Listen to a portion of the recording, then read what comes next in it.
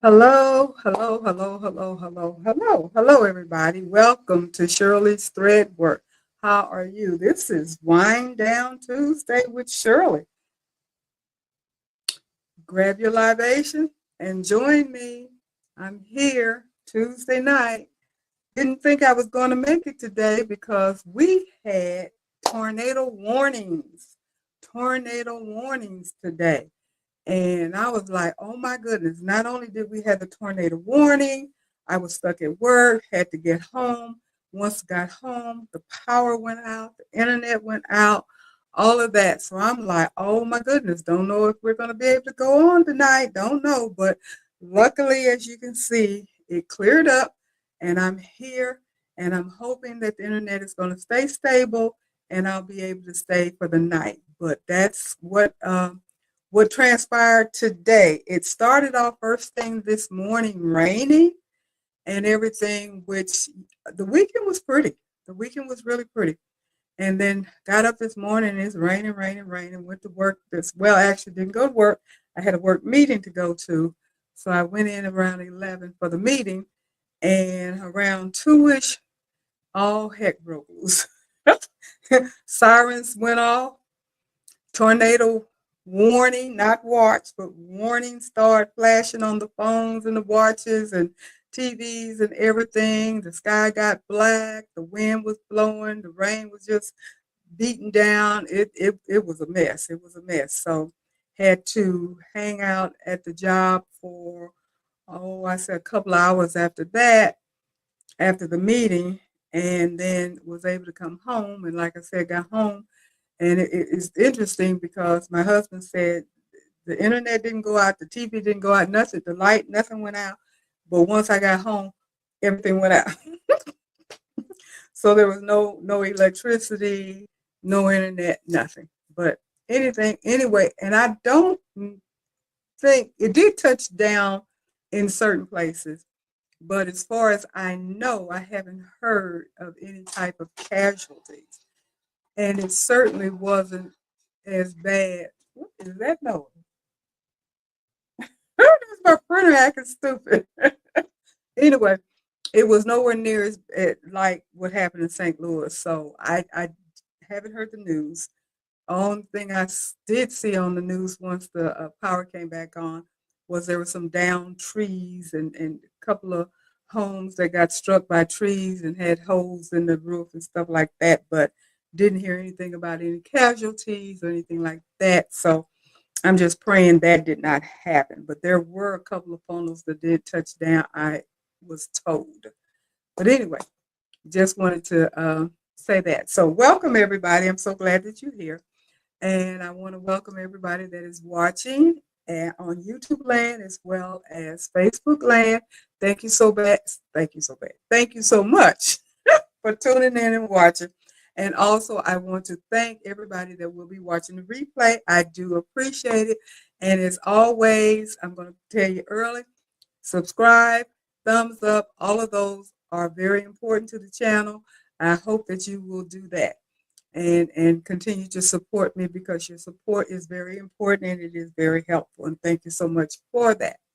So with that being said, I'm going to say hello to the people that are in here. And we have Jenny. How are you? Hi, Miss Shirley and everyone. Happy Wind Down Tuesday. Hello, Carol. How are you? Hi, Joyce. Hi, Pearl. Hi, Val. How are you? Thank you for stopping by. I do appreciate it. Um, Carol, glad everyone is safe. We lost electricity this morning, but had no idea why.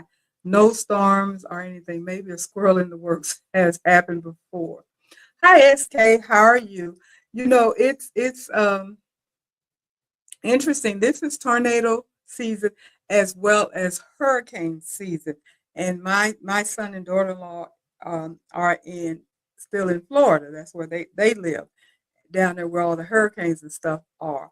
And I didn't want to be down there one because of the hurricanes and stuff, but here I am in the Midwest and we're notorious for tornadoes as well as the East Coast. So I've been told several times by my husband and my son, there's really no place that you can go that is not affected by some kind of weather related situation that could be very dangerous. So you can't run, you can't hide. You just have to stay vigilant and prayerful and prayed up and live right and just hope and pray that nothing serious happens to you or your loved ones or people that you know and care about and go on from there. So that's the way it goes. That's the way it goes. So tonight, I was watching some videos, YouTube videos, Facebook videos, and stuff, and I ran across one that Dime put out, I believe, last week, uh, latter part of last week, I believe it was, called Zhuzhing. And I've heard the word Zhuzhing many times, did not realize that it is actually a word, but it is. It's in the dictionary. I looked it up and I was like, okay, this is really, really a word. And it's basically adding stuff to things to improve them, to embellish them, to make them stand out, and so forth and so on. So I decided, why not talk about that? Because I really love to zhuzh up my projects and my designs. I didn't realize that was a thing per se, that that's what I was doing. But I was going through my projects and different things that I have made and realized I've been doing that for quite a while. Pretty much not necessarily just depending totally and completely on the design itself that you may have purchased or digitized or had digitized or what have you for a specific project, but adding to it, embellishing it, making it stand out, making it your own personal design, something that it makes you feel good. And that's what I was saying. Zhuzhing is fun. It makes embroidery fun. And the only thing you have to do is add a little embellishment. And if you look at a lot of the different big design houses or websites or what have you, they have a lot of designs that are readily available to embellish, or they have designs specifically that are meant to be embellished and it's part of their design. While I was doing my research, I ran across one in particular, and I know that we've mentioned this before, so many of you already are aware of this particular embroidery design website, Art Artaplia, Artaply, Artapli, Artapli, Artaply. I don't know if that's how it's pronounced, but that's what I got out of it. And they have unique embroidery designs. And I looked at it, and I had heard about this particular design house before, but I don't think I bought anything from them. And then today, when I was doing my research and looking around, I ran across the website and started looking at it. And I was like, oh my goodness, these things are absolutely gorgeous. Because for one thing, I am kind of stuck on wanting to do some fringes. Has anybody done any fringes in their embroidery? I have I believe a couple of designs that I've purchased and maybe have purchased it from this particular um, website, because I know I got them off of Etsy and I know they sell on Etsy, but I have yet to embroider them. And I don't think they're very difficult to do, but I know I haven't done anything with it yet. Another site that I am thinking about that I have bought things from that does a lot of embellishment is Sweet Pea Embroidery down in Australia. They have a lot of really nice things as well.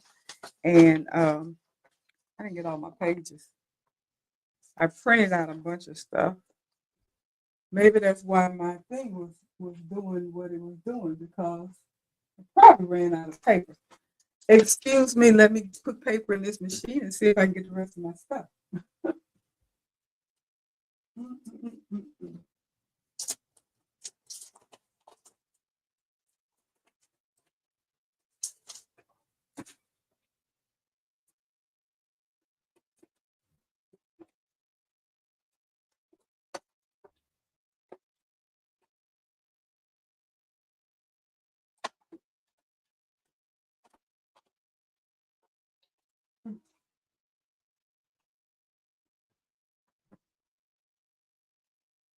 I guess that's why it was making that crazy noise because it hadn't printed everything out. So it was letting me know that.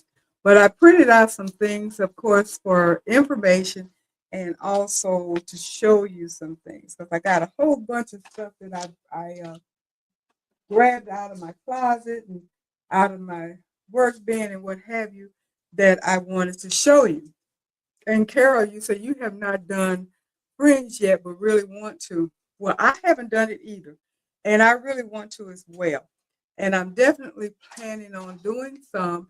And matter of fact, I probably will be doing a video on it and putting it up on YouTube. That may very well be the first video that I put up on YouTube since I've been here in this house. So I'm getting hot. I'm turning on my fan. Okay. Well, I just realized I don't have my light on, so I can't get my face. It's getting warm in here. I might have to turn that light on. I don't want to get it too much glare in here. Uh, has anybody else done any fringe or anything like that? Um, if you have, let me know because I'm interested in knowing was it an easy thing to do because I don't think it's very difficult. And sorry. Okay, got it. I don't think it's very difficult, but you do have to follow the instructions. I know that because you stitch it and everything, then you do some cutting, and you have to make sure you cut it correctly. So that's all I really know about doing fringe design and everything. But I do think that it's something that turns out really, really cute. And I'm going to go ahead and show you some of the work that is on art. Um, what did I call it? Artaplia. Some of the stuff that they have. So these designs can be purchased from them. And here's one, the little sheets. And you see the fringe and everything. I think that is just so cute. That's on a shirt. This one is really fun, especially if you have children or something that would love to have something like that on a shirt. And you see the fringes.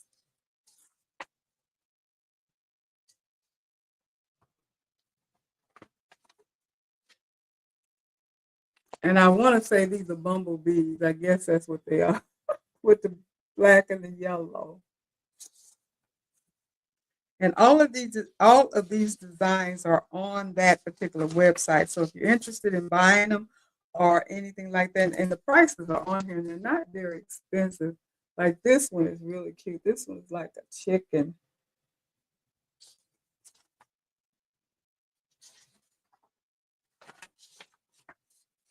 And here's some key fobs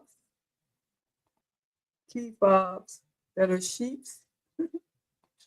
And Pearl, you said, are you familiar with Claire Rowley? Because she does a lot of embellishment with her creative feet.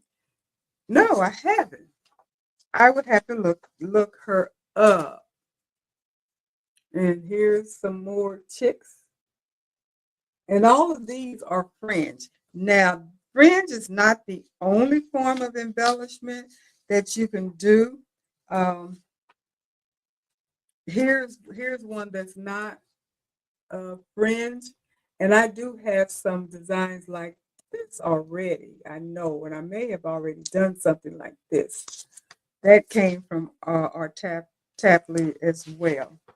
And even this, designed by Juju, has something similar to this as far as the font and everything is concerned. Now, I mentioned that, and I'm showing you these because it gives you an idea of how you can do this embellishment.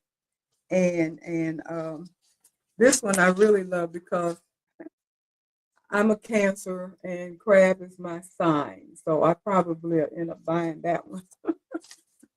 I think that's really cute. And I love sunflowers. And how cute is that? That is really cute. The only thing that you have to probably is have special thread, the thick thread that you can purchase. So I just wanted to show you those. And that came from that one particular design store that I told you about. So let me tell you about threads. Since we mentioned thick thread, last week I believe it was when a question was asked about thread and the thickness of thread that you can use in your multi-needle machine, and I mentioned 12. This is Madeira thread, and it is a 12. See where it is. It's Madeira.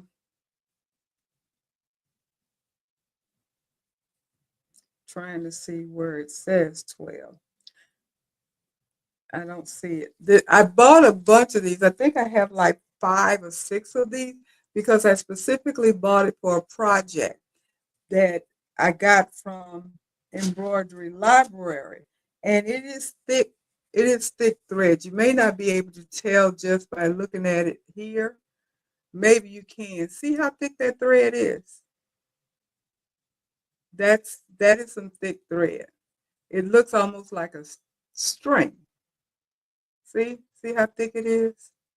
And this is a number 12 thread. And I have, as you can see, this spool has been open. I've used this. I did a project that I got from Embroidery Library of a Santa Claus face. And I used this thread for the beard.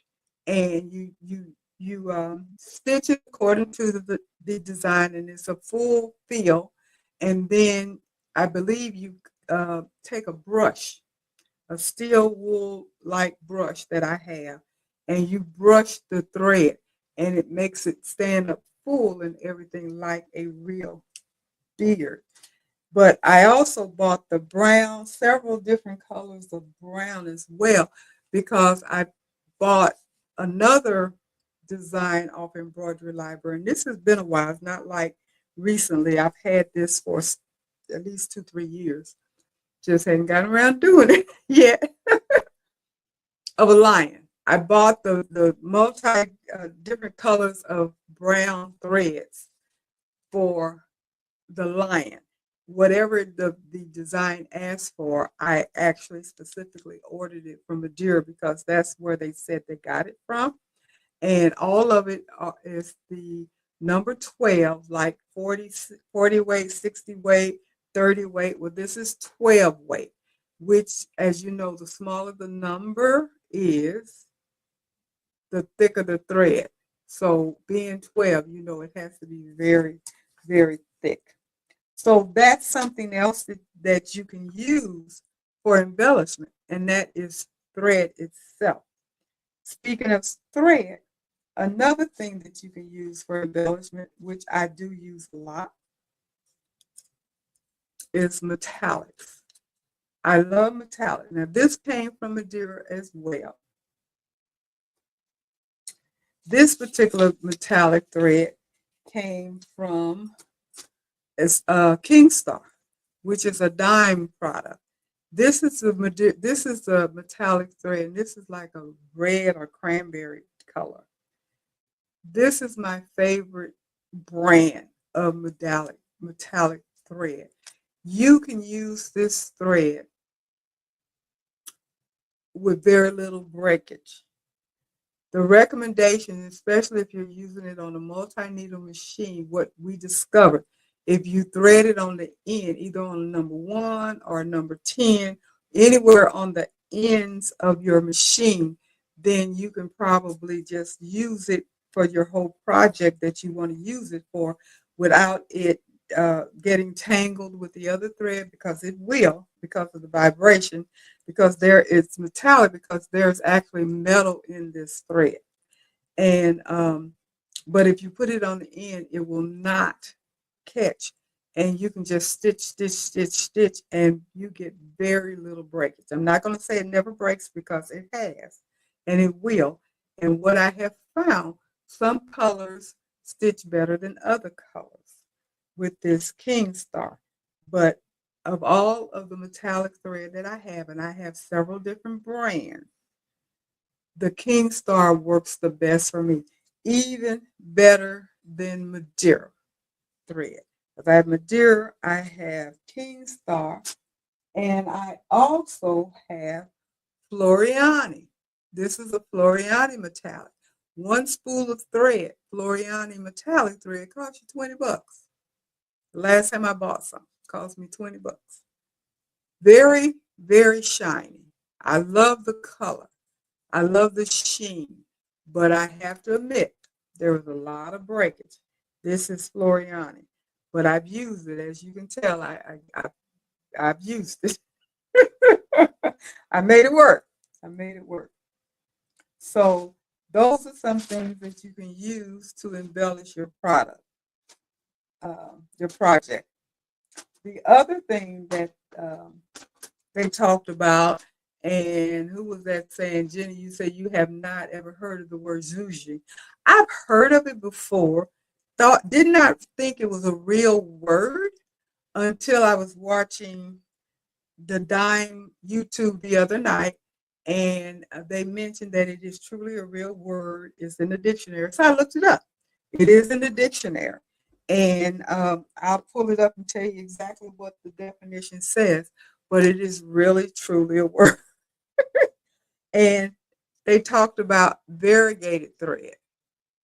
If you never use variegated thread, this is what it looks like. And it turns out really pretty with your different various designs that you can make. I have several spools of variegated thread as well, and I use it. It come in, this is, what brand is this? I believe this is Coats. I believe it is. I believe this is Coats. This, I know is sulky because it says sulky. This is a variegated thread. So they come in different brands. And because I got this from Joanne, I'm wanting to say it's Coats, but it doesn't say on the thread itself. But I believe that's what it is. And I have several different colors of these, and I use them. So those are just some of the things that I have used just for, again, like I said, my embellishment of different designs and stuff. So let me tell you what the definition of Zhuzhing is, and it is ZHUZH. That's how you spell it.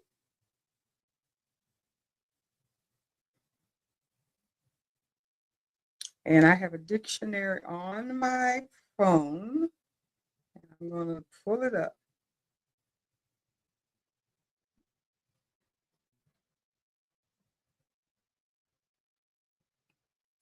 As I said, it's Z is in zebra, H is in Henry, U is in umbrella, Z is in zebra, H as in Henry.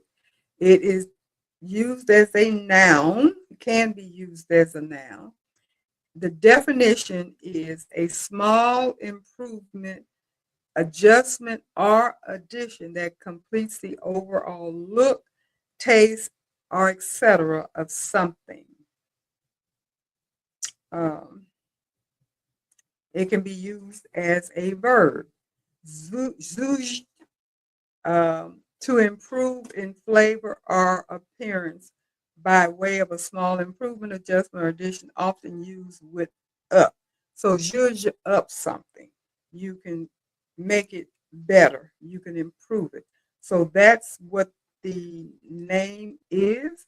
And it's not a very old word. That's why you may not even know what would have heard of it because it didn't even make it in the dictionary as a noun until 1995 and as a verb in 1970.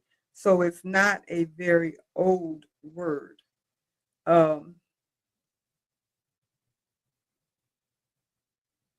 it was borrowed from the Yiddish or the Romani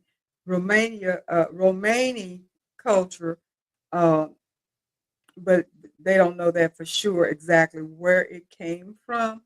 But again, it is in a dictionary right here. I looked it up. This is my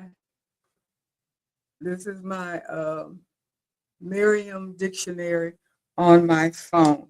So it is a real true word. So if you hear it again, you'll know now what it is that they're talking about. And like I said, I had heard the word before, knew what it meant just by the way it was being used, but I didn't really know in honesty that it was a real true word, but it is. Um, hey, Sean, how you doing? And you were talking about the King Star. You love the King Star. The Floriana had to slow down to stop the break. Exactly, exactly. You did. Well, I slowed down with all of my metallic thread. I don't go any faster than 400 stitches per minute because that's as low as my 10 needle machine will go. But with the Floriana, even with the slowing down, I've still had breakage with that. The only metallic thread that I have used that did not give me a lot of breakage, honestly, is the King Star. And I did not know until, again, the other night looking at a dime presentation that they had so many different metallic thread colors. I have several. I have, what do I have? One, two, three, 4, 5, 6, 7. Right now I have 7. 2, 4, 6. I have 7 different colors of the Madeira King's Star colors, but they have at least twice that many, according to what they were talking about. They have 4 different shades of gold metallic thread. I did not know that. Every time I've ordered gold, I just ordered gold, and I just got one color gold. So be careful when you're ordering your thread. You might want to call them, look at it, or whatever to make sure that you get the color you want. Because, like I said, I did not realize they had so many different colors of the metallic thread, and that's King Star. What else do I want to tell you? So I'm going to show you some of the things that I have.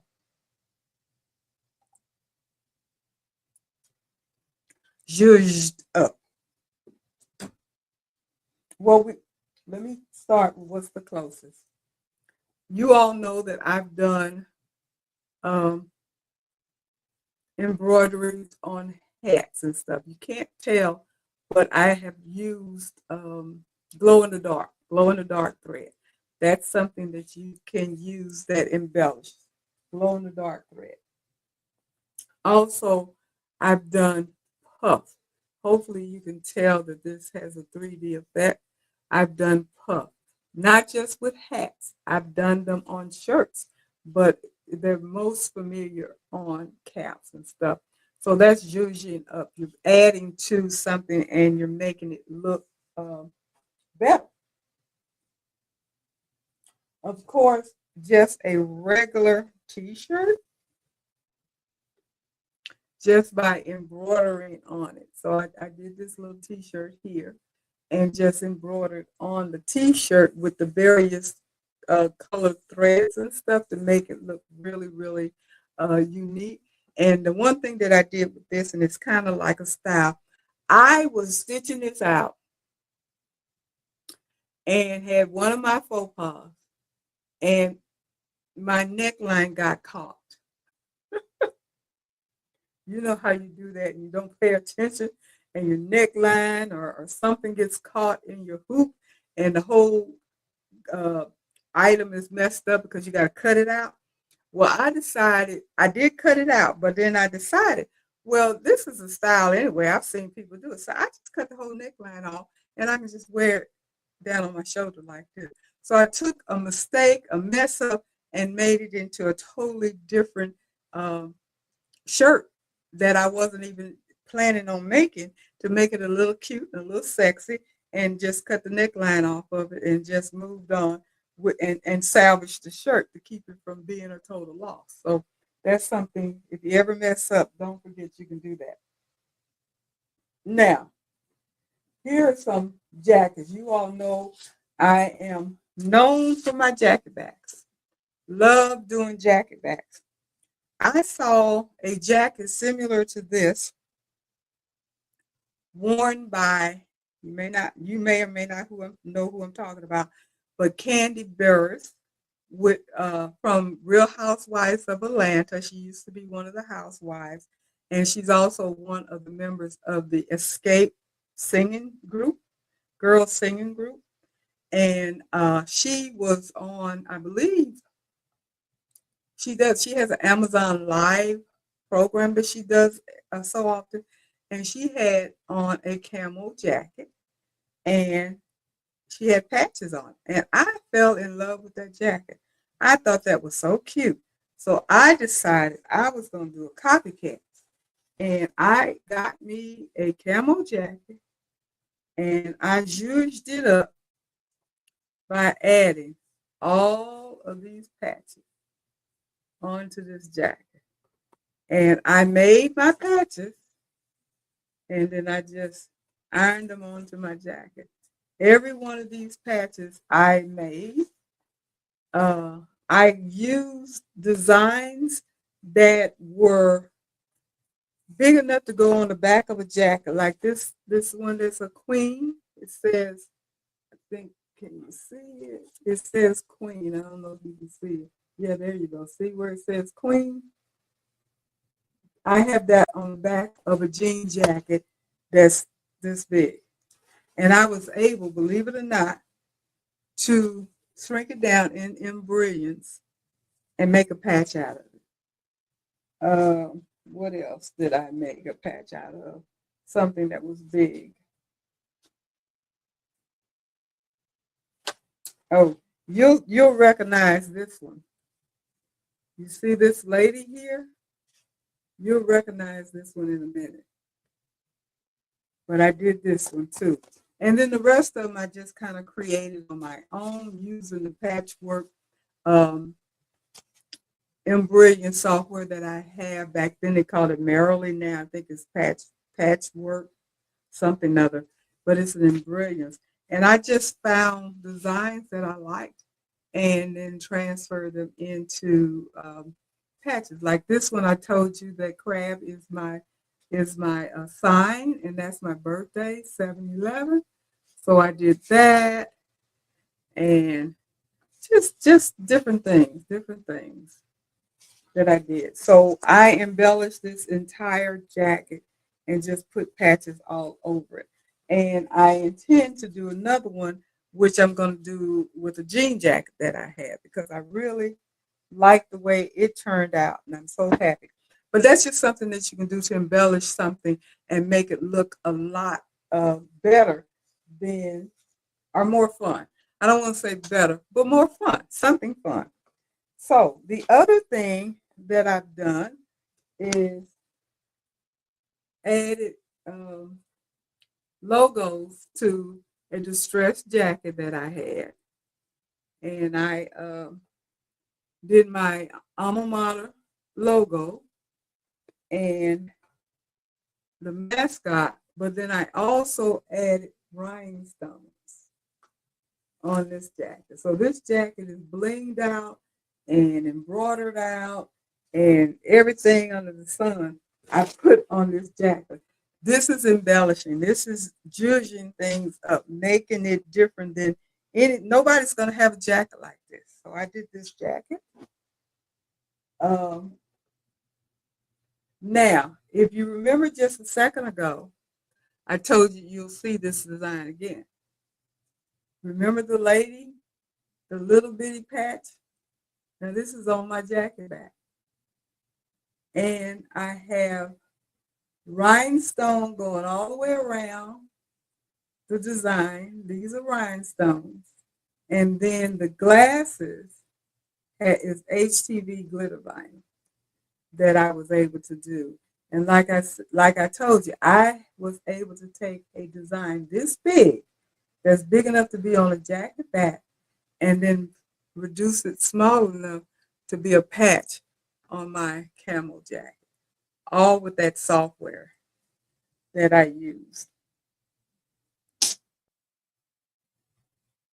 Now, another thing that you can do is rhinestones. This is rhinestone. The whole thing is rhinestones here, my name, and then this part down here is embroidery. So I embroidered, and actually this is, I want to say it's puff, but it isn't puff. It is not puff. It's not puff. It's supposed to be some HTV vinyl in there, but you can't really see it that well because of the lettering. It's not the right lettering to use if you want to do the HTV vinyl, because the thread actually covered it up, so you can't see it. But this is all, my name is all rhinestone, and then this is all embroidery. And then I also did the arms. Instead of doing the sleeves, I decided to do up here by the shoulder on both of them. I put my logo on this side, where you can see my logo. And then on this side, I put I love embroidery on there. So I did that. And I guess that's all that I have to show you that I've done. And that's just a small amount of some of the embellishment and stuff. Kristen said I've been busy. I didn't do all that at one time. Trust me, I did not do all that at one time. That is over time when I'm doing stuff. And I wear my clothes. I'm a walking billboard.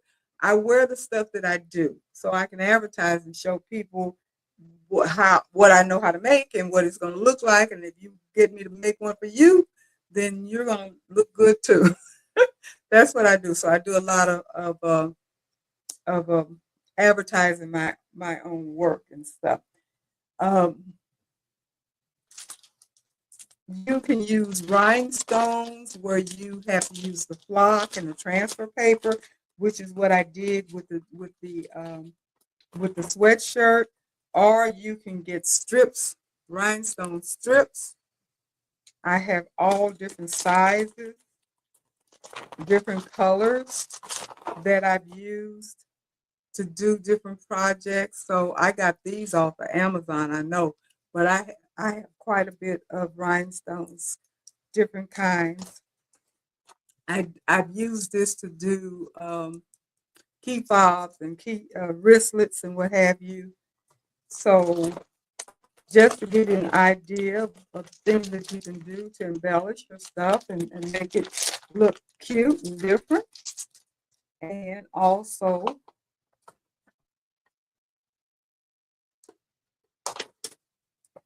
the rhinestones themselves. So I have tons of rhinestone. I don't do a lot of rhinestone. That's why I still have a lot of rhinestone, because I bought this whole set from Be Creative several years ago. It looks like I haven't used any, but I have. And the reason why it looks like I haven't used any, because I bought a lot. And not just this, but I've also bought them where I have them in different jars and stuff. And then I have a whole drawer, and I mean a whole drawer full of different rhinestones and stuff that I bought. So I have the little jars and stuff with different color rhinestones and stuff in it. So I've used my rhinestones, different colors and stuff like that, where you can embroider and then you can add the rhinestone to it. around it, like I did the lady. It's all kinds of stuff. Utilizing your software, your Embroidery software. I also have a software called Cut and Stitch, I believe it is from Dime. And I use that to do the little lady one that I had. I already had the design from someplace. I got it off of Etsy someplace. And then I put it in that particular software. And I was able to be able to do the rhinestone spray around it and also put in the HTV lenses into the glasses and stuff like that. Just playing with the software and everything. So if you have different kinds of software, play with it and see what you can do with it, because I guarantee you'll be able to come up with all kinds of different uh, ways of designing. Just don't stick with just the regular design and stitch it out and keep on going. Play with it, add some stuff to it, and see what you're going to get and how it's going to look, and see if you're going to like embellishing it and making it look different. Let me see. You were saying, Sean, you were saying that Sophie has some nice metallics. I've not used their metallics, but as you can see, I have some of their variegated. Um, Hi, Leslie. How you doing? And Jenny, you like my jacket. And Leslie, I wore, what do you say? You said I wore a shirt like that during my 22 years of service. I need to see if I have any. Yeah. And Christian, you said I've been busy. Hey, Christian, how you doing? And hi, Arlene, how are you? Thank you for stopping by. I do appreciate it. See if anybody else stopped in um, that I haven't spoken to. I think I have. So let me see what I have found on the AI that they are saying about Zhuzhing. It says Zhuzhing up machine embroidery with embellishment can take your project from standard to stunning, just as I mentioned and just as I've showed you. And here are some ways to add flair and texture. Layering techniques. Now, we don't think about it, at least I never really thought about it as being zhuzhing, but they're saying applique accents. Use fabric appliques to add dimension before stitching over them. Uh, you can do a regular applique, and then you can add something to the applique. You can add ribbons, you can add buttons, you can add rhinestones, all kinds of things to just bring it out. Use your creativity. Thread blending, mix different thread weights or types, metallic, variegated, the heavy duty threads, all of that for depth. Also 3D puff embroidery.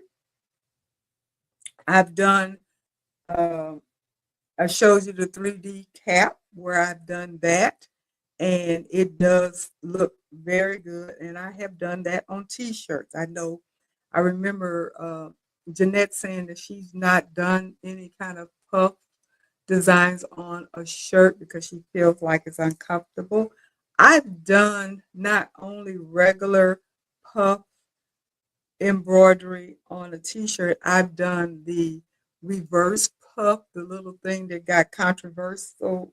Uh, we had some controversies with it last year, I believe it was, when whoever said they created it told us to quit doing it and all that kind of nonsense. But anyway, I've done that as well, and I've worn the end product, and it has been comfortable to me, no problem. So don't be afraid of using puff on shirts and jackets and caps or anything like that. It makes it look really, really good. And I wish I was able to show you, but I don't have an example with me. But I have actually done puff vinyl where you uh, heat press it and it puffs up. I've done that for my grandson, which is a rapper, and I've done some hoodies and different things for him with that. And I've used Caesar, and this is Caesar Easy Puff, and I have several. I have several different colors. I have black. I have this red. I believe I have white, and I also have the metallic gold and the metallic silver. All Caesar uh, 3D puff vinyl. You cut it out with your cutting machine. I cut mine out with my scan and cut. You can use scan and cut. You can use your Cricut, Cameo, Juliet, Romeo, whatever else you may have. You can use a regular cutting machine and cut it out, and then you heat press it. The instructions are here on with your roll that tells you the temperature and the length of time and all of that. And it turns out really, really, really cute, especially the metallic. It is really cute. I did the first one I did for my grandson. I did it monocolor. I did a black sweatshirt and I used black puff, and it was really dramatic. I really loved it. And since I'm talking about vinyl, I just show you what I have. I have the holograph, which is really nice. You can use all of the different design of the Caesar, and all of these are, well, not all of them. Some of them are Cricut, but most of them I've switched over to Caesar vinyl. Um, and of course, what I really, really like using is the HTV glitter vinyl, because this is really, you could really stitch on this really good and come up with some really, really, really cute design. And I've done that. And I have a video on it where I did my Diva shirt. So check that out if you're interested in it. So I do so many different types of embellishment when I'm doing my projects. I just try to come up with something that is going to make something that is just a regular design and make it look different. Um, Carol, you said, do you change needle size when using the 12 weight thread? Yes, you use a big needle, like 100, what is it, 118 or 9014. You have to use a bigger needle. Yes, so that is true. Just like you're doing with denim or something, you want the bigger needle, the stronger needle. And when you're using the finer thread, like a 60 weight, then you want a smaller needle, like a 65 knot. So always remember, if you're using thinner thread, which is a bigger number, you want to use a smaller thread, a smaller needle. If you're using thicker thread, which is a smaller number, you want to use a bigger needle, which is a bigger number. So they're the opposite of each other. Thick thread is small number with big number needle. Thin thread is a high number with small number needle, if that makes sense. But yes, always make sure you use the correct needle size with the thread that you're using. Also, I try my best to use a metallic needle when I'm doing using my metallic thread. You don't have to. You can use I think a 9014 or 8012, but I always try to make sure that I have a metallic needle when I'm doing metallic thread. I have a vinyl or leather needle when I'm doing my vinyl or leather. I have a uh, denim needle if I'm doing denim or canvas or patches because of the twill. So I try to match my needle with the fabric with the thread. And like I mentioned last week, a good way of making sure you do it correctly is to have a tool, something like this dime, where is it, embroider compass. This is very good with showing you or telling you what needle, what stabilizer, what kind of thread to go with what fabric. And you also have this kind of information in Embroidery as well. And I'm pretty sure you probably have a a project advisor component in any other digitizing type software that you may be using. I'm pretty sure that all of that information is there because, you know, when you have those type of programs that you spend a little change for, they're going to have those kinds of components in there to help make sure that your project is going to turn out the way you want your project to turn out. Because you're not going to get a good end project, end result of a project if you're not doing what we talked about last week. It has to be hooped correctly. You have to use the correct stabilizer. You have to use the correct size needle and the right thread. And it has to be corresponding with your fabric. And then look at the design, and the density of the design matters with all of the other stuff that we just talked about. So it takes away the myth and misunderstanding that a lot of people have about embroidery, that the machine does the work. My husband mentioned that to me jokingly. He said, "Oh, no big deal, the machine does all the work." Because all they see is the machine stitching. They don't see what goes on prior to and after. They don't see what decisions have to be made in order to get it on the machine so it will stitch correctly. Your machine is not going to stitch it correctly if you have not followed the rules when you're putting that project together. It's just not. I've learned that. We've all learned that over time as we've learned how to embroider. And you get better and better with your embroidery when you learn how to follow the rules. Everything has rules. Embroidery has rules. You follow the rules, 9 times out of 10, you're going to come out with a good result. So there's no shortcut around it. If you don't do that, then your project is not going to come out the way it should be. It's just like the old saying, measure twice, cut once. If you don't measure correctly and you cut, your stuff gonna be jacked. I know that. I know that because that's one of my biggest problems. I don't cut right.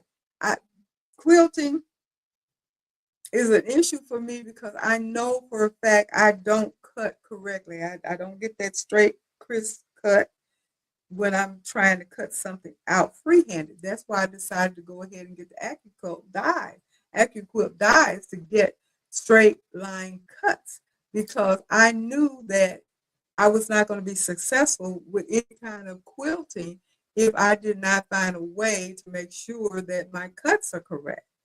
So that's, everything is the same, that's how it goes. So back to embellishment. I talked about applique, thread blending, and 3D puff. Now they talk about hand embellishment, which I have yet to do any of it really. Beads and sequins. Stitch beads or sequins onto embroidered areas for sparkle. I have not done any of that. Some machines you can buy pressure feet that will allow, like my serger machines, I can do bead work with my serger machine. And I think I have a foot rather, where I can do sequins. I'm not sure. But that would be the only way I'm going to get the beads and sequins on there because I'm not going to do it. I know I'm not going to do it by hand. Not a lot of it anyway. Hand stitch detail, add French knots or couching to enhance machine embroidery. I don't do that. I don't know how to do it with my hand. Some of the machines that we have can do couching. There is also a way to do couching if you don't have the apparatus. When you're using yarn, you can do that with your machine. And ribbon embroidery. Weave ribbons through stitch designs for a soft texture look. I've not done those either, but that sounds like something that I wouldn't mind learning how to do.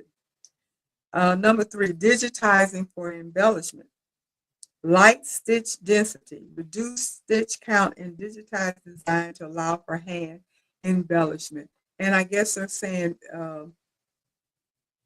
allowing room to put your applique there, or put a button there, or put some sequins there, or a ribbon, or some rhinestones or whatever you're going to do. Because I mean, rhinestones come in all kinds of sizes. You don't have to necessarily get the little bitty ones. I do have some bigger stones that I know that I would like probably to glue on to some of the projects that I've done for a different look. So that would make sense if you're doing it, if it's digitized where you can add these components on there. That would be really cute. Outline based designs, opt for open work designs that leave space for extra details. I just mentioned that. And mixed media embroidery, combine embroidery with painting or fabric manipulation. That would be something I've not tried, don't know if I will, uh, but I've seen the work and it can be really cute. They also mentioned about stabilization and support, and of course, you got to make sure you're using the right stabilizer. Fusible interface and applies fusible interfacing to stabilize the embellished area. That's important. Hooping consideration, use adhesive stabilizer for delicate fabrics to prevent distortion, or you can layer your stabilizer if you're adding heavy embellishment to reinforce with multiple stabilizers and layers, because you don't want to have a really thin shirt or something with a heavy embellishment on it and you don't have anything that's on there to stabilize the shirt to hold the embellishment in the appropriate place when it's being worn, so it doesn't just flip over and fall and out of place and not show its true beauty. So when you're doing something like that, you have to make sure obviously that it is stabilized correctly. The interface is like some what is it, FS 101? Is that what it is? The stabilizer that you put on the back of, you fuse it on the back of your fabric to kind of stiffen it a little bit. So when you're getting ready to stitch it or put applique or whatever, it doesn't pucker. It really works really well, and I love using it. When I discovered it, I love using it. Um,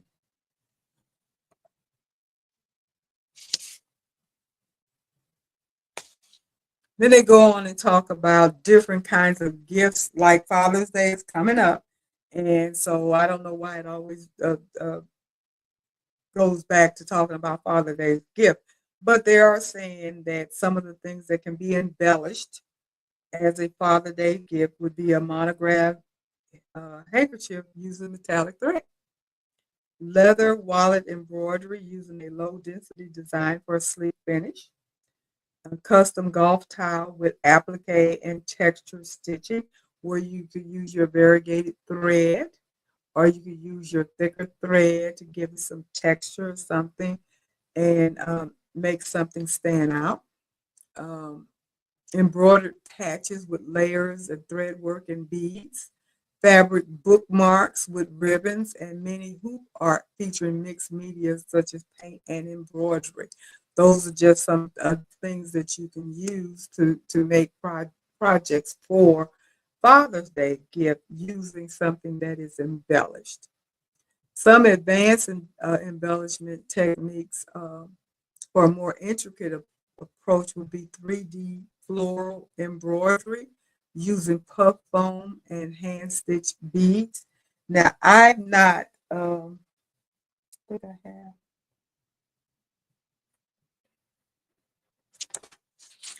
I've not done those flowers, but I've seen them, and I would love to be able to learn how to do 3D flowers.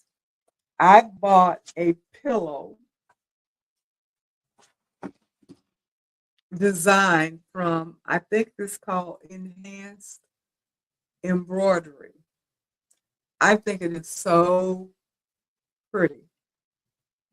The design includes some organza flower leaves where you create a flower out of organza material. It's in the hoop stitching. And then I think you have to hand sew it or either glue it onto the pillow itself. with the branches and everything that will be stitched on that. But this is 3D. It is actually uh, stands off of the pillow. It's absolutely gorgeous. I'm hoping that I'll be able to do justice with that design because it is so pretty. I've never done anything like that before, but I am willing to give it a try, and I'll keep trying until I get it correct. That's the plan. But it is just absolutely gorgeous. And I've seen different projects in quilting stores like that. This is one project, and I'm trying to think, where did I get this from? Oh, this is also from Art Tapley. Hopefully, you'll be able to see the intricacy of this design. Can you see those flowers? They're 3D flowers. Each one of these flowers is like a freestanding lace, little bitty freestanding lace flower that you stitch out and then you attach it to these branches. They're the brown branches that are here. And you use it on whatever it is that you're planning on using it on, whether it is a jacket, a pillow, a wall art, whatever it is, a tote bag, whatever you're planning on putting it on. But it's that embellishment that you get. You make this unique, different, and it stands out. And I just think that that is absolutely gorgeous to be able to do that.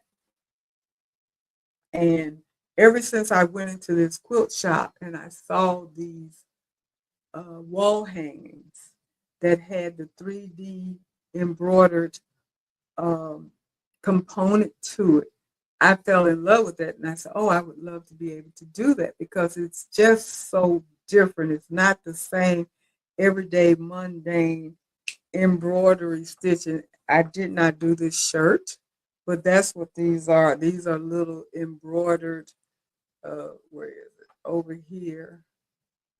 It's hard to do right here, right here. I don't know if you can see all of the different little stars or whatever these things are. All of this is embroidered on it. I didn't do it. I bought the shirt like it is, because I didn't want to make a shirt. But I love the embroidered aspect of it. And it is 3D. I mean, it has texture to it. I don't know if that's considered 3D, but it definitely has texture to it. You can feel the embroidery. Stuff like that. I love stuff like this. I think it just, it turns just a plain striped blouse into something cute, something that is different than just a plain striped blouse, just by adding these little flowers on here in various spots by embroidering it, with some black thread. Surely I could have done this myself, but it wasn't a very expensive shirt, and it was already done, and I thought it was really cute. And the fact that it was embroidery was another reason why I decided to get it, because I like embroidery.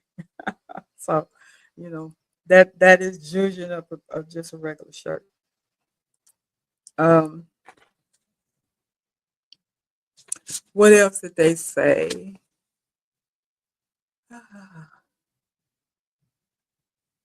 It says to experiment with the thread types, which we um, talking about the variegated thread, the glow in the dark thread, the metallic thread, the different weight thread, whether it's thin thread or the thickest thread or anything in between thread. Um, Sequins, beads, ribbons, all of those kinds of things can be added. Don't forget patches. Don't forget your rhinestones. All of those kinds of things. Your vinyl, your HTV vinyl. That's a thing now where people are using the mixed media, the HTV vinyl, and the embroidery. And on top of that, you can add the rhinestone, because that's exactly what this is. You have three elements. You have actually, I have some um, metallic thread. The black is regular 40 weight thread. Then I have the rhinestones, and like I said, the lenses and the sunglasses is HTV. So what is that? Four different medias just for one jacket, and it really was not difficult to do. And it's one of my favorite jackets. In all honesty, I'm going to try to do it again and make it a little larger because I wanted it larger, but my cutting mat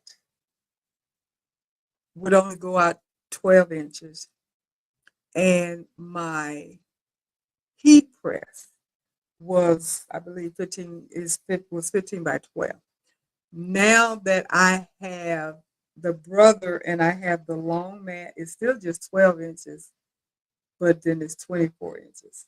So I can maneuver it to be go out wider, maybe not taller, but definitely wider, the spray. And then I can do that because I have the 16 by 20 heat press now, where I can actually go larger than the 15 because it's 16 by 20. So I can do that. So I can make it a tad bit larger on a back of a jacket. And you know, I'm a jacket back person. The only thing that I have to do is manipulate the design that I have already and cut out a new template for the rhinestone spray to put on there because that's what I have. I have a template that I use to put on there, and that would not be a big deal. So one day I'll get around to doing that. But that's my plan because I was very happy with the way it turned out, and but like I said at the time, I really wanted a bigger size. I just couldn't figure out at that time how to do it based upon the equipment that I had. But now that I have some equipment that's a little bit bigger, now I can do it that way and I can make it bigger on my jacket because I think it's really, really cute. And I want you to see me from way off what this design looks like. What this design looks like. And they go back into one last thing that they mentioned is the fact that you have to do the perfect hooping technique. And they do recommend, believe it or not, magnetic hoops because it handles all types of material, especially tricky materials. And that would be um, your denims, your canvas, your jacket bags, uh, anything that's going to, cause a little issue, then a magnetic hoop is going to work really well. They talk about refining your digitizing skills, which I don't have, and where you can do offsets and outlines and all of that kind of stuff. I don't do that. You would have to get somebody that is a digitizer and work with them. I don't I don't digitize and I don't think I ever will. Okay, so Robin, hi, how are you? Don't worry about coming in a little late, and I hope you had fun with your grandson. Oh, it's his first soccer practice. Good, good. That sounds like fun. And Jenny, you say you agree with me on whatever it is that I was talking about. Don't even know what that is right now. But thanks for agreeing with me anyway. So for you guys, now that I have told you what I've done and shown you what I've done and mentioned some of the things that you can do, what have you done to embellish, or have you even been adding zhuzhing to your embroidery projects? Uh, what have you guys? Come on, chime in and tell me what you've been doing because I'm almost positive everybody has done some and probably just didn't think about it because I really didn't think about it as usual until I saw this video. Um, the other day, and I was saying, "Oh, I've done quite a bit of that kind of stuff, and never put it together, never thought about it."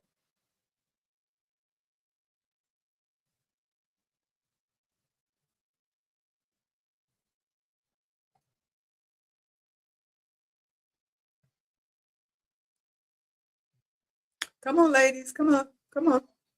What have you been doing?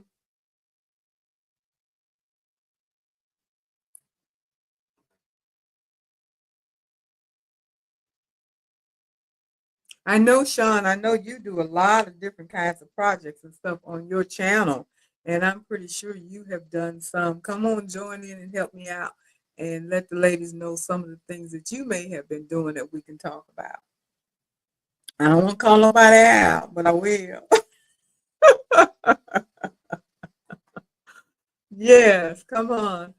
And then I'm going to ask another question after I get somebody to throw in another comment about getting things. Jim, you say you're thinking. I know we all have done some applique. That's one thing that, again, I never considered doing appliques as Zhuzhing, but they did mention that that was a thing. And SK, you say you're a beginner, so no Zhuzhing yet. So you stick strictly to the design itself without adding anything. Well, one thing that you can think about as a beginner is um, your thread. That's simple and easy. You don't have to add anything different than what the design tells you to do. Just use a different kind of thread. Try a metallic thread in some places. Try a variegated thread in some places. Those two threads are pretty safe. You might want to try a thicker thread like a 12 weight if you're comfortable, but you certainly can do the metallic or the variegated. Even if you don't do metallic, variegated, you don't have to switch anything. It's just the thread itself that creates the embellishment because you have all of these different colors mixed in there, running with one thread. So that could be something that you can give a try. It's say for instance you're doing an applique, and if the applique or the fabric that you're using allows, get a cute variegated spool of thread and use that for your satin stitch and see if it changes anything. I did that with some of my applique, excuse me, with some of my appliques that I was doing with the Christmas tree skirt that we all did. And some of my snowmen scarves and stuff, I used variegated thread. That was just something I decided to use because I thought it would be cute. Because how many scarves and stuff have we seen with different colors in it? And I said this would be natural to have threads that have different colors and just use it for the scarf. So I mean, it's just creative thinking. What can I do to make it look a little different? And don't feel like you have to stick 100% to the color that the design says to use for this particular project. I never do that because most designs, I don't know if you've noticed that, but most designs that I buy use Madeira thread. And I don't use Madeira thread. I have some Madeira thread, but very little. I use more Floriani. So and Metro what is it? EMB thread. Because the Metro thread was the first thread that I bought. So I still have a lot of that. Then I started adding to my collection Floriani thread. So those are the two main threads that I have and I use. So if the design says Madeira thread, I just pick the closest thing to that Madeira thread if that's the color I want to use. Sometimes I don't even want to use that color, so I'll use a totally different color. So I'm saying that to let you know you can certainly use a different thread if there's something that makes sense where you can change it up and use a variegated thread. Do that. Try it. See what that's going to look like. You'll be surprised how cute it will turn out, and you will be totally happy. Catch stuff on sale and get it, and give it a try. Get you at least 1 or 2 spools of variegated thread. Get you at least 1 or 2 spools of metallic thread.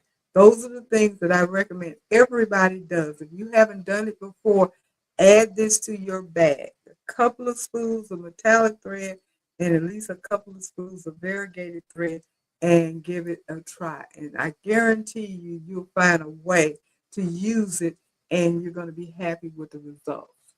Let me see. Pearl, you said you've done embellishing, but it wasn't incorporated into your embroidery.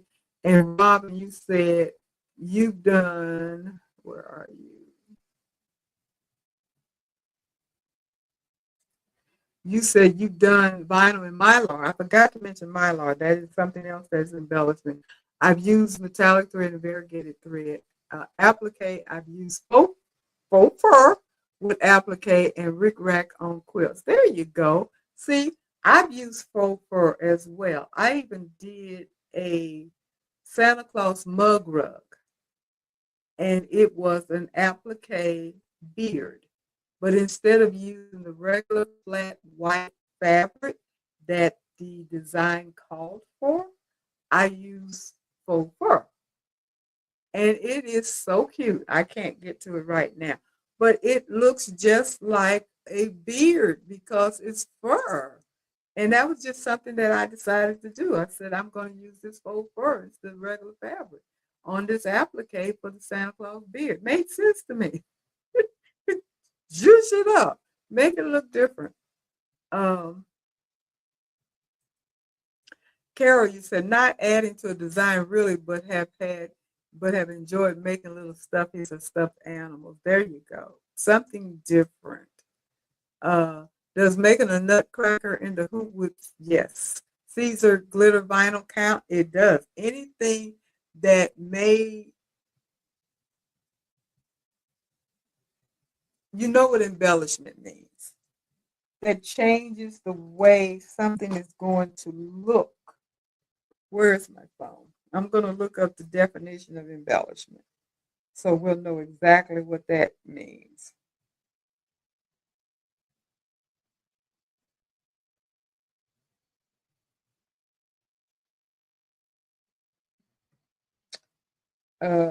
The synonym for embellishment is adornment, beautifier, comparison, decoration, embellisher, frill, garnish, garnishment, ornament, ornamentation, trim.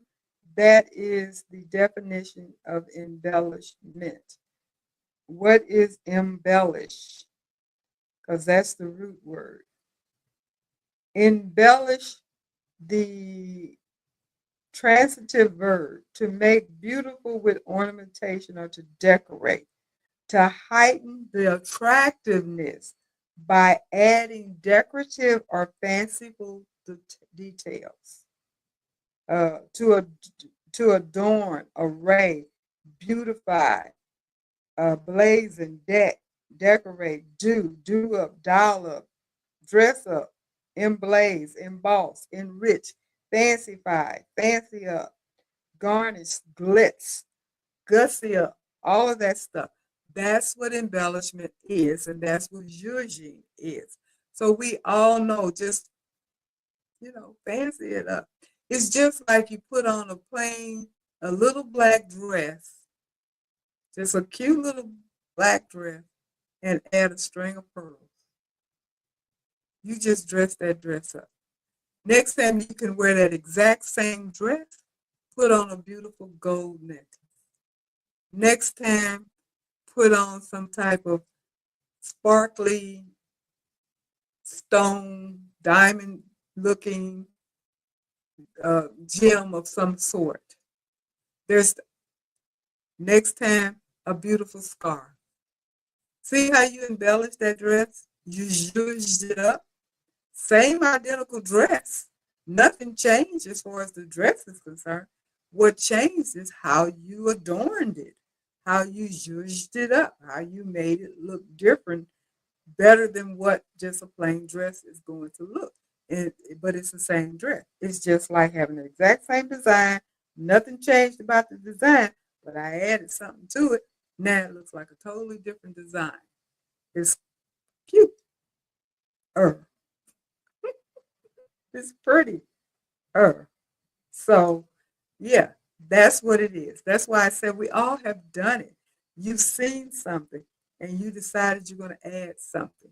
You've seen a design and you weren't quite, you didn't like that particular green because that green was a little dull. So you got a brighter green. This, I like this green better than that green. It's going to make it pop. I want more color in this design. It's too muted. I want it to stand out. I want it to be a little bit more bright. So I'm going to put more blues and reds and yellows and oranges in there instead of the muted colors of the browns and beiges and stuff like that. You've used that same design, but you just juiced it up and made it your own because it looks different now since you decided to add something to it.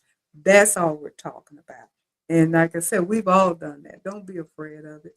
I know I've done it without even thinking about it. That's why I said I didn't even think about it being Zhuzhing until I saw this YouTube presentation that Dime did. I want to give them credit, so nobody say I'm stealing their information. Giving Dime credit. They're the ones that had the presentation the other day talking about Zhuzhing, and that's where I got the word from. I had heard about it, hadn't paid that much attention to it, really didn't know it was a real word until they mentioned it. I looked it up and I said, okay, it is a real word and this is what it means. So I said, let me talk about it because I know we can do it. If we're not doing it, we need to add that to our arsenal and see what we can do. Um, Designed by Juju. They have a design for bowl cozies. Now, I'm pretty sure all of us know what a bowl cozy is. All of us may have even made one or two or so bowl cozies. It's not a lot of embroidery in it, if any. It's mostly just sewing. But Designed by Juju decided they wanted to zhuzh theirs up and give us an embroidery design to put on a bowl cozy. Now, does it require you to have more work to do? Yeah, because it's 8 hoopers just for one bowl cozy. But you got this beautiful design that is going to make this bowl cozy stand out. You know, most bowl cozy that I've seen have all this printed fabric. Sometimes it's printed on both sides. Sometimes you got to print on one side and plain on the other. And that's pretty much it. Some people make quilt theirs. Most people just do the X to make everything stay stable. Put it together and bam, you got a bowl cozy because you know it's no big deal. You just stick in your bowl and stick it in the microwave. But if you want to sell them or if you want to give them as really nice gifts, I think the design that comes with the Designed by Juju project that they have is really cute. I haven't made mine yet, but I intend to. I definitely intend to. I even got the cotton thread for my multi-needle machine, so I'll be able to make it with the design and still be able to have it where you can put it in the microwave because I don't see any reason of having a bowl coat if you can't put it in the microwave. It don't make no sense to me to do that. But anyway, I'm going to do that because I think it's really cute. I really do think it's cute and it's unique and it's different. But that's Zhuzhing. That's making it different. And because of that idea, I thought about doing other designs just with a regular bowl cozy and then putting it on the machine and stitch some kind of design as long as you're using cotton thread. Bam. There you go. You have your unique, individualized bow cozy that you zhuzhed up. You put some kind of embellishment on it. And like I said, you sell it, give it away, whatever you want to do, keep it for yourself. But it's going to be different than all of the different ones that I've seen people that are selling them with all these multicolor cloths, materials, and stuff. And, you know, does it work with your kitchen decor or not? I don't know. Because for me, even though the purpose of it is for your, hot soup and whatever, I still wanted to go with my kitchen decor. That's just me. I don't want all these flamboyant different colors and stuff. I want it to be personalized to go with my scheme, my color. It can be colorful, but at least be in the color of what I like, what my kitchen decor is. So that's just me. But that was just an example that I wanted to throw out about um, thinking outside of the box, being creative, adding your own little flair to uh, when you're making stuff, to make it your own, to make it personalized, and not just by putting an initial on it or a name on it or something like that. Just this represents me because this is what I do. Like I love jacket backs. That's me. You're gonna see me with a jacket. Not almost all my jackets have something on the back that I have embroidered. I have very few jackets that I have not put something on on the back of my jacket, be it embroidered or rhinestone or patches or something. Rarely will you see a jacket in my closet that I've not put something on. Why? That's just me. I guess that's my signature. I don't know. I have I think I have maybe 3 or 4 jackets now that I have not touched. And I'm so tempted, but I decided I was going to wait a while. And to be honest, but I don't even think I've worn those jackets. I don't think I've worn them. But, that's just me.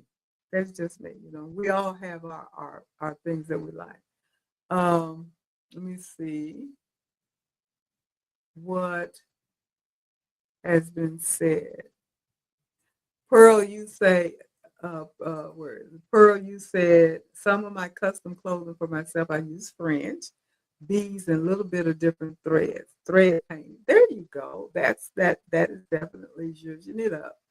And SK, I took a class in So Sweet Academy.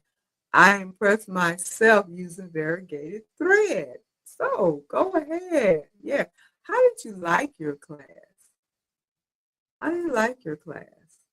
I I've been tempted. I just haven't done it. But did you like it? Was it pretty informative? Did you learn a lot from it and all of that? Um, just share. Jenny, I purchased rhinestones and the scan and cut rhinestone kit to start making bling bling projects, but haven't touched it. Trying to get a couple of UFOs before starting my 101 projects that are on my list. There you go, 101 projects. I got you. I wanted the rhinestone kit, but they are discontinued and I cannot find one. And I'm so disappointed because I did not know that. Uh, it had been discontinued. I even got in touch with Brother themselves, and that's how I found. Well, that ain't how I found out. All all stitch to all brand told me, and I was so disappointed because I wanted that kit because I wanted to use my scanner cut. However, I can still use my Cricut. That's what I did before I had a scan and cut. So it's no big deal. But I really, really, really wanted to use my scan and cut for my rhinestone. If anybody comes across a rhinestone kit for the scan and cut, let me know. Please let me know because I'm still hunting for one. And what I was told, there may be some quilt shops or machine shops or what have you that still have some in inventory left over from when they bought them, whenever they bought them, but you can't get them from Brothers anymore, unfortunately. Okay, Jenny, so I'm going to have to say no, I haven't.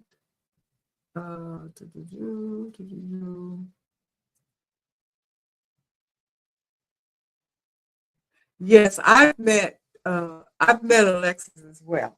She is very nice. She is very nice. I've not had her classes, but I have met her personally, and we hit it off really, really well right quickly. And like I said, I've been tempted to take some of her classes. I haven't bitten the bullets yet. And uh, she'll be in Texas next month. Hopefully, you'll get in another class. That'd be great. That will be great. And SK, you say you enjoyed the class. We did embroidery on a hat, applique, and something else I cannot remember. I think in all honesty, the main reason why I haven't done a class yet is because I've pretty much done all of the things that I know that she is teaching according to her um, information that she puts out when she's marketing her classes. And I was wondering how beneficial it would be for me to pay for the class. Not to say that I know how to do everything because I don't. And her being a brother representative, I'm sure she knows way more about the machines and stuff than I do. It's just that I've done appliques, I've done hats, I've, rhinestones, all those kinds of things. And I want to learn how to do something I've never done before. And that has been where my hesitation has been, to be perfectly honest about it. um, some of the thing that Sweet Pea Embroidery does, I'm thinking about doing their stuff because their designs and stuff can be challenging. And they do more sewing as well. And sewing is not my strong point. I know how to sew a straight line, um, but I certainly can improve my sewing. And I want to learn how to create things um, better than what I've done. When I do a sewing project or a project that requires embroidery and sewing, the sewing part usually has to be taken apart a couple of times before I get it right. In all honesty, they have to be taken apart a couple of times because I may not catch it. Uh, I've been able to get it done, but usually it isn't something that I could do um, right off the bat just like that. I wish I could, but I can't. And SK, you said that one was for beginner. Yeah, and that was maybe the ones that I have looked at that I've seen her market have been mostly for beginners. So I agree with that. I need something that is more on the intermediate or advanced class because I want to learn more about all of the different functions of my machine. I know quite a bit, but it's still quite a bit yet for me to learn, and different techniques that I have yet to do. Um, like I haven't done fringe. I have not done fringe. I want to do fringe. They have a circular what is a sweet pea? Sweet pea is a circular purse that I want to learn how to do. I did look briefly at the tutorial and I said, oh, I can probably do this because they're putting it together. So I probably can do it without too much trouble. But those are the things that I want to learn how to do um, that I don't already know how to do. Um, but I'm one of these people that I'm willing to learn. I'm willing to try to do anything at least once. I'll try it at least once. I'm not gonna say I'm not gonna mess it up because I have to tell you that jean purse, I completed the project, but that was on my second try. I have to tell you, the first try, I messed that thing up with the zipper part. I didn't quite understand because the tutorial that I was watching was no sound other than soft music. Everything was visual and pointing, and they were using centimeters, and I didn't have a centimeter ruler, which I'm going to get. And I think I didn't cut something out, which is usually my biggest issue. I didn't cut it out correctly, and when I tried to put that zipper in, I screwed that puppy up. I messed it up. Everything else came out perfect. That zipper was a hot mess. And so I couldn't complete the project. So I had to start all over from ground zero, which I did. Second time around, I measured things a lot better, and I did much better, and I finished the project. So and it was fun. It was fun, and I want to make some more jean purse because of that, because I think I can do it now. The tutorial was good. I wish there was some sound. I wish that the person did talk, especially if they were speaking English, um, because that adds to it. But you are able to watch it over and over and over and over again, which I had to do in order to make sure I got it correctly and everything, and I was able to do that. Robin, you said um, you did fringe embroidery with dissolvable bobbin thread and no cutting. Okay. I don't have any dissolvable bobbin threads. I guess I gotta buy some. That's good to know. I did not know that. I did not know that. I think some of them you do cut. I'm not sure, but that's good to know. I have to invest in some dissolvable bobbin thread and see if that's going to help, because I have yet to do the fringe, and I think that is so cute. And I know I have at least one, maybe two designs that I've bought, but I have not ventured off and tried to do it. Um,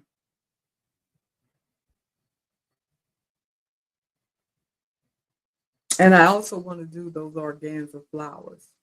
I've done an organza flower coaster that John Deere has on his website, and it turned out really cute, and it was not difficult. That's what gave me the confidence to get that design from, I believe it's Enhanced Embroidery. Um, so I'm hoping I'm not going to have any trouble doing that, because I have made organza flower petals before. Was not hard at all to do. Um, and I think that would be probably the most challenging part of that design. But I know, Robin, you've seen the design. You know what I'm talking about. You've seen it on Facebook because we both was liking it at the same time. I got that design. They have actually two different pillows, and I only bought the one. But I'm going to go back and get the other one so I can make a pair, because they're almost just alike, just slightly different. So I want the pair so I can use it, because I'm going to make that puppy and put it on my couch. That's just what I plan on doing. And that means I got to make it right. I got to do a good job so I can do it and display it. But that's what I want to do. And if I do that well, then the next thing I probably will end up doing is getting that design that I showed you, or something like it, with those freestanding lace flowers that you can uh, put on a wall hanging, a pillow, or something like that. And also, I just thought about it. Uh, Embroidery Library has a collection of butterflies that's supposed to be 3D. And I might get a few of those and do a outdoor embroidery scene, and then do the butterflies and attach that as a wall hanging. I might do that. But see, See how you just take a regular design and then you just come up with something that you want to add to it to zhuzh it up and make it your own. I just did that in my head. I hadn't even thought about it. I said, oh, that I think that'd be cute to do that. So that's what you need to do. Okay, switching topics before we go. I know Saturday, I believe Saturday was the 31st, was the last day that um, Joanne was supposed to be opened. All the doors are supposed to be closed now. No more Joanne exists. How many of you saw this little announcement that came out on Facebook allegedly from Joanne, pretty much saying they had something else in the works, thanking everybody for being with them for decades and supporting them and everything, but keep your eyes open, pretty much is what it was saying, because they have something else in the works. And pretty much saying you haven't heard the last of us. Has anybody seen that?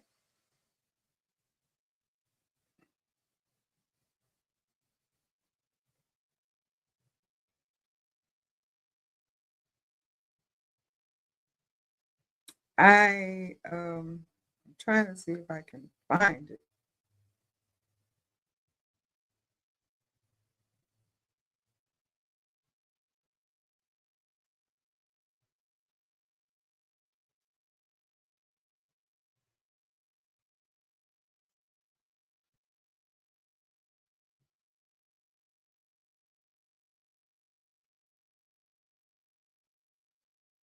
This came up about 2 days ago, and it says, "Thank you for crafting with us. For generations, Joanne has been honored to be part of your creativity, your quilts, costumes, school projects, and handmade moments of love. It has been our joy to serve makers and dreamers across the country.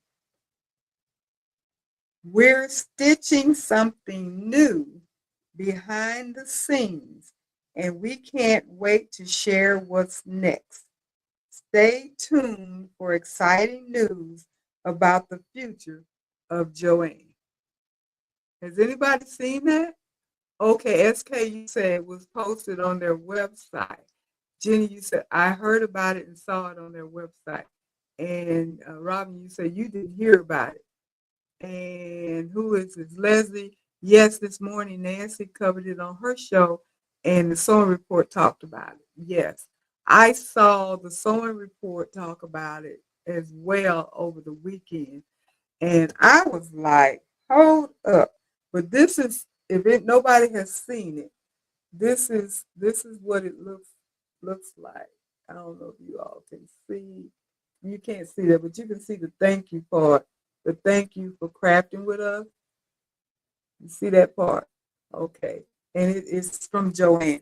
I saw this actually the first time I saw it, it was All Things Shun. She had put up there, "I know Joanne ain't been playing in our face. I need answers expeditiously." And she put this up. And then of course I saw the sewing report put up uh, put it up and did a little talk about it. Talked about the new CEOs and all of that kind of stuff. Well, actually, she talked about that. Then she talked about Michael's inviting people, all the Joanne people, to come and shop with them, which I hadn't been on Michael's website either, and I did not know that. They have a button that you can click that looks like a Joanne green, and it says for Joanne customers or something, and you can click on it, and then they have a whole thing where you can buy fabric from different vendors through them, is what it looked like. Let me see. Michael's official shop.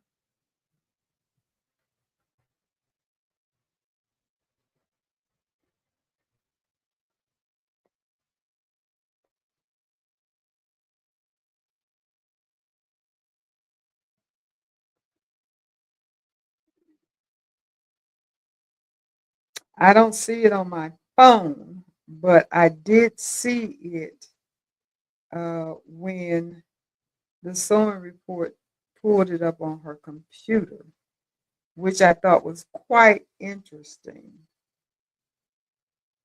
Quite interesting. Oh, here it is. On the mobile, it's all the way at the bottom, and it is listed as Joanne Shoppers. So it's a category that they have, and it says, I don't know if you can see that, but you see there it says, "Welcome, Joanne customers. Everyone is welcome at our craft table." That's Michael's. I don't know if you can see the Michael at the top, but anyway, that's Michael. Um, and it says, from project start to finish, discover fabrics, yarn, needlework, notion, and more all in one place. We got your go-to essentials and so much more. And then they have fabric, yarn, and needlework sewing machine, and sign up to earn $5, and discover over 10,000 unique fabrics at Michael's, catering to every craft and need, whether you're sewing, quilting, or creating custom home decor. And then you can shop all fabrics. And they have all the different types, the licensed characters, apparel and costume, crafting, quilting, home decor, holiday and seasonal, cotton, solid, pre-cut, and fleece, licensed fabric and everything. And it just goes on and on and on.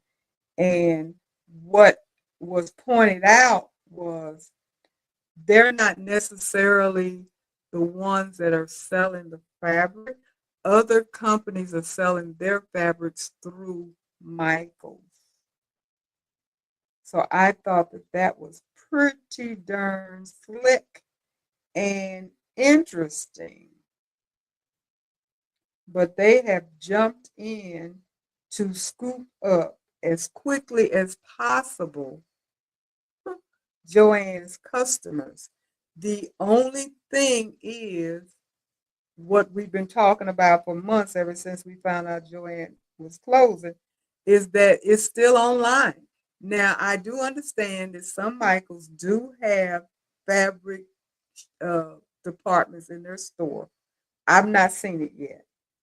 We all know that Hobby Lobby has their fabric department in their stores. But I do know just from the Hobby Lobby, it's limited. It is limited. They have limited amount of fabric, limited types of fabric, limited equipment, limited notions, all of that. So it's not going to fill the gap unless they expand. And according to Michaels, they are expanding to fill the gap, but it is going to mostly be online at this moment. At this moment. And Carol, you said sounds like a cruise trip. And Pearl, you said, yes, I heard about it. And SK, I wonder where their suppliers will go. I wondered where their suppliers would go. Yeah. Well, at this particular time, it looks like their suppliers are going to Michael's. But I just wanted to bring that up because I know we have been talking about Joanne for a year now, and more mourning the fact that uh, she's now gone, and wondering where and how we're going to be able to um, get our craft supplies, our fabric fix, all of that kind of stuff. Like,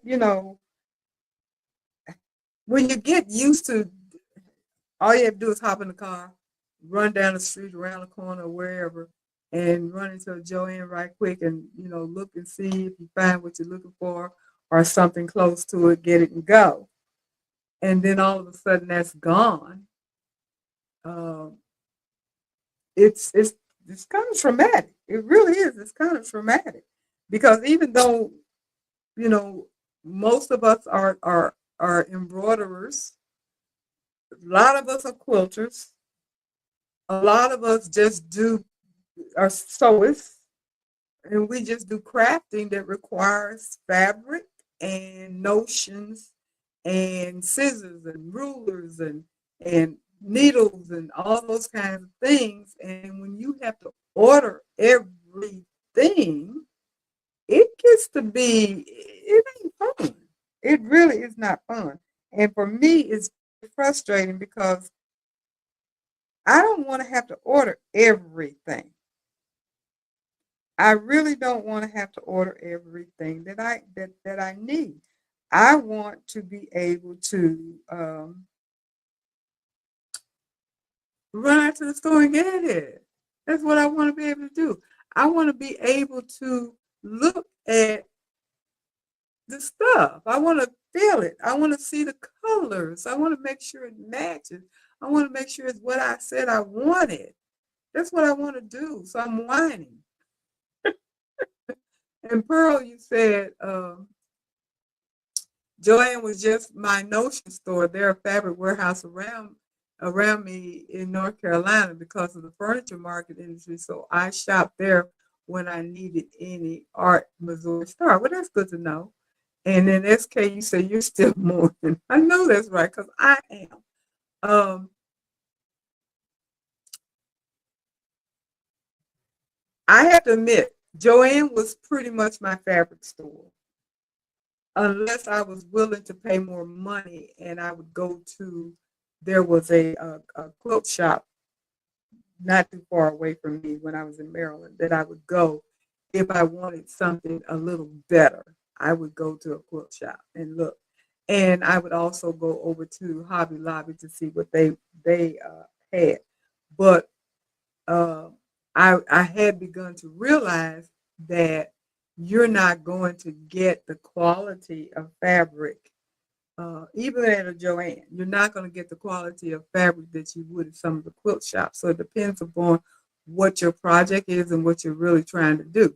Now, for me, um, Joanne and Hobby Lobby pretty much were fine for me. Even some Walmart stuff, especially the Waverly fabric, was fine for me for most of the things that I wanted to. Oh, sorry, wanted to do. It was okay. It was. I was able to find most of the stuff that I wanted. Uh, I do know the difference between good fabric and not good fabric, and I bought really good fabric. And I bought online fabric from online and have not really been dissatisfied with what I bought. So, because in all honesty, the Joanne that was close to me didn't carry everything, especially when it came down to organza. Um, like I mentioned, I had done an organza flower, and I needed yellow and I needed green, and they did not have either one. They had the wedding organza. Most of it was white and cream or black. They did not have yellow and green and stuff like that. So unless I went to uh, a bigger Joanne, they didn't have it. So I ended up having to order those kinds of. I ordered my organza off of Amazon.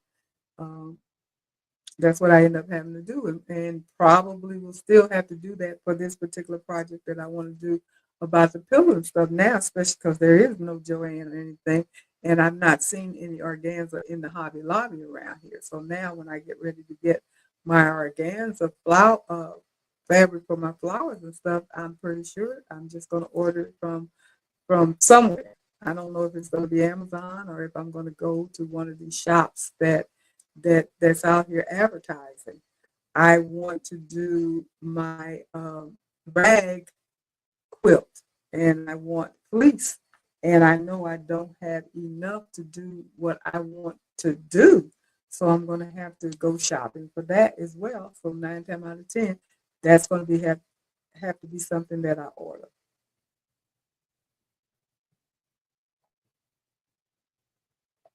And I must admit, I'm not happy about it. I really am not. Pearl, check your area for little hideaway fabric companies. I'm going to do that. Um, I'm definitely going to do that and check and see if I can find anything. Who knows? I might get lucky and find some gems. Um, what I do know pretty much, they're going to be much more expensive. because the little mom and pop quilting shops and stuff like that, fabrics, they got beautiful fabric. They usually have really nice fabric, but they really do have the higher price on it. Rightfully so. I get it. I understand. And it would be up to me to decide if I want to splurge and spend that kind of money, which I'm not exactly sure I will a lot, because if I'm trying to do some kind of quilting or something, since I'm so new into quilting, I'm not going to spend a lot of money on some quilting fabric for me to jack it up. I'm just not going to do that because I'm still learning how to quilt. And I don't want to be spending 12 to $15 per yard on quilting fabric, and then I don't cut it out right. Which with my AccuQuilt, that's going to happen even less, but it's still a possibility that it could happen. And I would be much more comfortable spending $5 to $8 per yard, which is what I'm used to spending when I was going to Joann and Hobby Lobby. Anywhere between $5 to $8 a yard is pretty much the average. And then, especially with Hobby Lobby, if you go on the fabric 40% off week, then that $8 a yard fabric is 40% off. And that's right down my alley. I don't feel bad about messing up a little fabric. If I didn't pay but $30 or $40 a yard for it, I'm not too disappointed, because you can just go back and get some more and be done with it, and not have to cry about it. So that's kind of where I am with that. So, ladies, gentlemen, everybody, looking at the clock, I'm still a working woman. I have to tell you that this week, hey, I am on my regular schedule, and I hope it doesn't change. So I am actually doing the part time now. So I'm only working 2.5 days a week, and I hope it stays that way. So that way I will be able to catch up on some of my projects that I need to do. I'm hoping that we can stay in that realm where it's only 2.5 days a week. Except for today, I did have to go in for a meeting, so that just jacked up my one of my. Today was my off day, but I ended up spending 3 hours on the job. But it is what it is. Next week, I'm hoping that's not going to be the case. That I will actually have my whole 4 days off, 2.5 days on, and 4.5 days off. Sounds like a winner, a plan to me. Then I'll be able to catch up on my stuff. And with that being said, I need suggestions, ideas, what you guys want me to talk about. I keep telling you I need help. I'm not kidding. I need help. Let me know what you are interested in, what I need to bring to the table, and all of that kind of stuff. And also, do not forget to subscribe if you have not subscribed. And don't forget to give me a thumbs up. That's very important. I need the thumbs up. I need the subscriptions. And I need comments. That's also important. You oftentimes forget about the comments.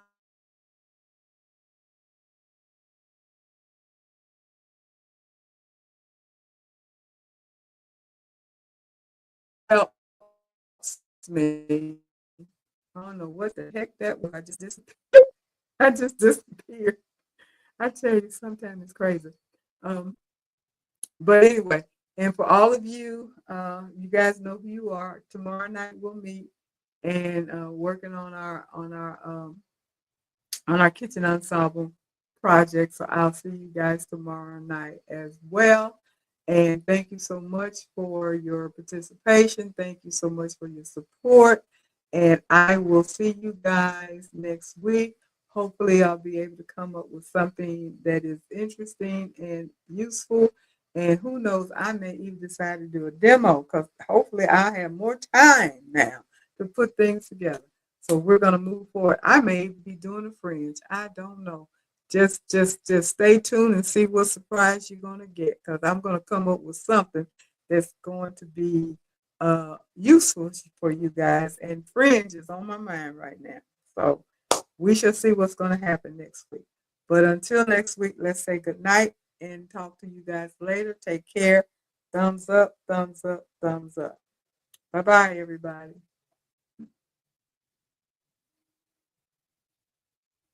And Jenny, I see that need help with the array function on the most I need a machine. Send me a link for tomorrow, please. Okay, I'll do that because I can show you that. I will definitely do that. Okay, talk to you later. Bye-bye.